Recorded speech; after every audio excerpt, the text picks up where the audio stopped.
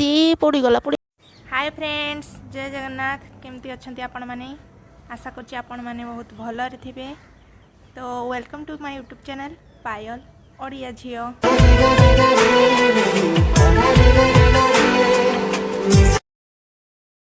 Recipe शिखा जोटा chicken कषा recipe यहाँ तो समस्त को ही आसी किंतु समस्ते अलग अलग टाइप बनाती। तो मु आज आपण मानक बतेबी मु पर्सनाली केमिति बनाए आटा कम समय भी हुए खावा को भी टेस्टी लगे। तो आज आपण मानक मु से रेसिपीटा शेयर करी।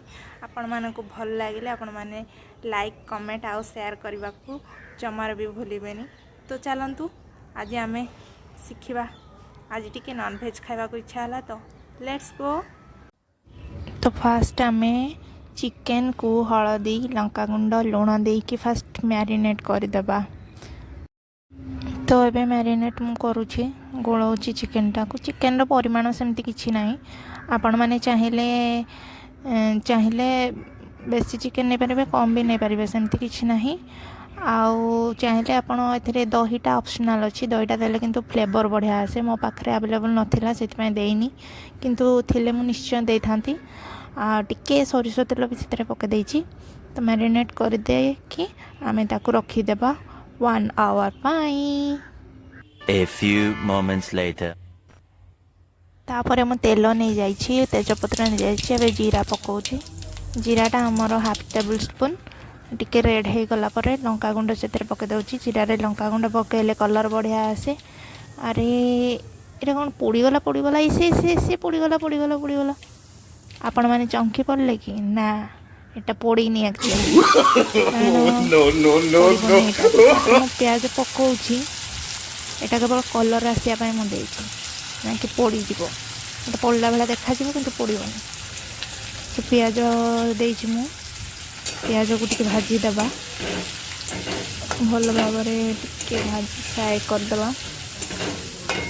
फ्राए कर गोल्डन ब्राउन कलर आसीगले जानवे जे पियाजटा होगला। आज पियाजटा कंचा कंचा आसो ताहले भी भल लगेबनी। सी पियाजटा केते परफेक्ट भाव में हो जाइए देखु। पोड़ीगला बेले देखा कि बढ़िया हो जाइए। एबे आमे अदा रसुण पेस्ट आगु करके रखी से पकड़ा। आपण आपण हिसाब अनुसार देवे। मत जी अदा रसुण पेस्ट भल लगे मत जी तेल भल लगे मुझे दूँ। आपण आपण हिसाब अनुसार कम बेसी कर बाकी नॉन वेज गुड़ाक टिके अधिका ऑयल नदेले भल लगे। तो ये आम मसला को भल भाव में गोलेदेबा। एपर्यंत देखो आम हलदी टोटाल पकईने आम मैरिनेट कला बेले पकईछे हलदी लंका गुंड एपर्यंत पकई आउ टिके मसला मुझे देदेली।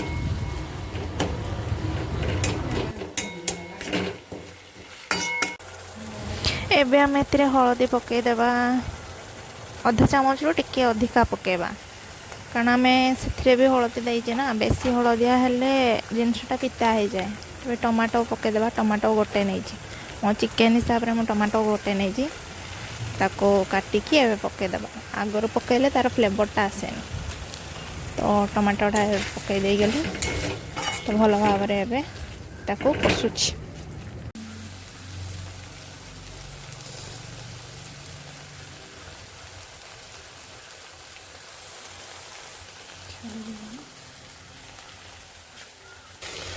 तो फ्रेंड्स एबे आमे चिकेन को दे देइछे। मैरिनेट होइतबा चिकेन को फाइनली आमे पकई देइछे मसला रे। मसलाटा कषि हो आसलानी किंतु पूरा पूरी भल भाव में फ्लेवर आसनी एपर्यंत। तेणु जेपर्यंत घोड़ा है कि चिकेनटा न मिसी सहित ता फ्लेवर आ फ्लेवर जमार भी मिसबनी। तो से अनुसार एवं गोले दूसरी भल भाव में।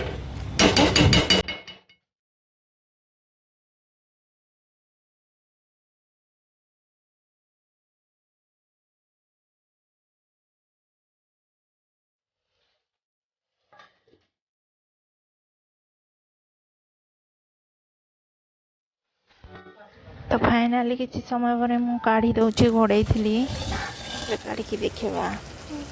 देखु धीरे धीरे कलरटा केमी बाहर को लगुच। चिकेनटा ता भर कषि हो जाऊँ सिझी भी जाऊँ। आम ए धनिया पाउडर पकईदेबा। एमती चिकेन मसला पकईदे जी दरकार चिकेन अनुसार जी दरकार से एमती किसी ना कि आम सब 1 टेबल स्पून 2 टेबल स्पून एमती पकेबा आपण परिमाण को देखिकी टिके आइडिया खटेकी देवे कम जेहेतु चिकेन करुँच तो कम कम ही मसला देवी ना। तो देखंतु कलरटा पूरा बाहर की केते सुंदर देखा खायापी भी इच्छा है बास्ना तो बहुत बढ़िया होची अलग उपाय भी माने सेमिति भी करें जमती भी करें। तो फाइनली देखंतु चिकेनटा पूरा ऑलमोस्ट रेडी ऊपर रेडी पूरा एक्चुअली चिकेनटा बहुत जनकर फेवरेट थाए तो मोर भी फेवरेट तो प्राय समस्त ही फेवरेट थाए तो तार किसी नुआ नुआ रेसिपी नई नई टेक्निक रे गले सेटार फ्लेवरटा हरी अलग आसे। देखते ए तेल उपर बाहर की रहा तेल जो मसला ऊपर को बाहर की रही जानवे कि आपण मसलाटा परफेक्टली कषी हो जदि न रही से पर्यंत तार कच्चा स्मेल थाए तो सेटा जमी मसला मसला स्मेल हुए किसी गोटे भल लगे जे पर्यंत मसलार तेल अलग न से पर्यंत आपनकर परफेक्टली देखो मुझे सब बड़े एमती जहाँ भी मसला लगी था पड़े नहीं कि गोटे जगह ये करदे तो सेटा देखापी बहुत अट्राक्टिव लगे आ मसलाटा है कि नहीं भी आप जापर जो थर थर जानी हुए ना इे सियाड़े होगी पड़ो मसला गुड़ाक एकाठी लगेदे बहुत भल लगे भल भाव भी देखा जाए आपन को जना पड़ कि जिनसटा है कि ना जो मैंने किसी भी शिखी ना से कहूँ जो मैंने जानी थे तो से जानीपारे कि मसला रेडी हो गला कि नहीं। तो देखंतु पूरा ए मसला रेडी हो जाए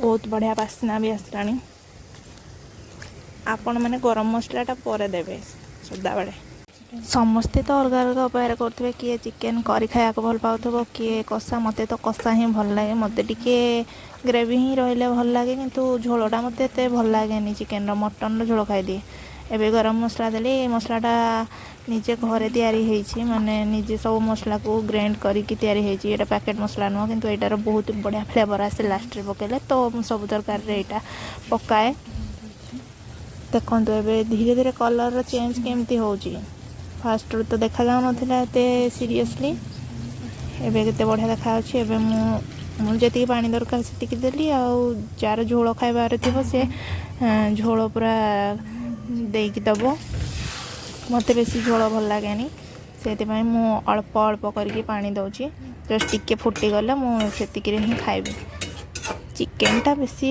झोल खाइले भल लगे कि आगे पाइचिया टाइप लगे तो से अनुसार ताको आमे टिके फुटवा को दबा ए देखो फुटुची से तार सी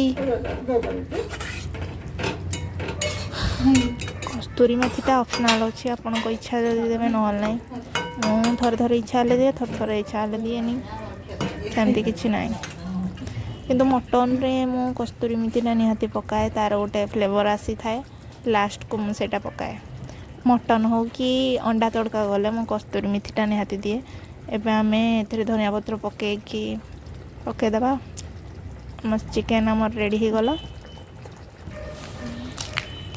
एबे आम गरम गरम सर्व करवा खाइबा ओके देखंतु एबे पूरा पूरी रेडी चिकेन ग्रेवी जोटा को आपण मैंने कहींपारे चिकेन कषा जहाँ भी कहींपारे चिकेन माने तो मोर बहुत ही फेवरेट चिकेनटा समस्त ही फेवरेट थाए देखंतु तार ग्रेवी मुझे रखी आपण मैंने चाहिए कम बेसी करें किंतु एते टिके दही देइथिला हमर आडे